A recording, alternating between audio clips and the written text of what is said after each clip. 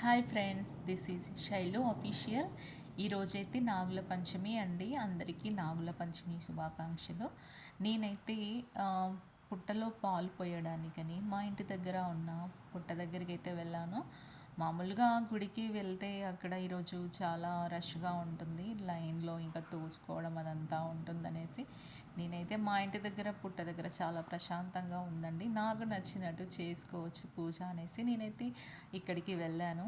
ఒక బాటిల్లో వాటర్ తీసుకెళ్ళి పుట్ట దగ్గర మొత్తం క్లీన్ చేసి ఇంకా వాటర్తో అక్కడ చల్లి పసుపు కుంకుమ అవన్నీ తీసుకెళ్ళానండి, ముగ్గు వేశాను. నేనైతే ఇంటి దగ్గరే ప్రమిదలు చేసుకున్నానండి, గోధుమ పిండితో 21 ప్రమిదలు అయితే చేసి తీసుకెళ్ళాను. చూస్తున్నారుగా, ఆయిల్ వేసి ప్రమిదలన్నీ వెలిగించాను. చాలా గాలి ఉందండి, తొందరగా నిండుకుంటున్నాయి. నేనైతే రవ్వ కేసరి ప్రసాదం చేసుకెళ్ళాను.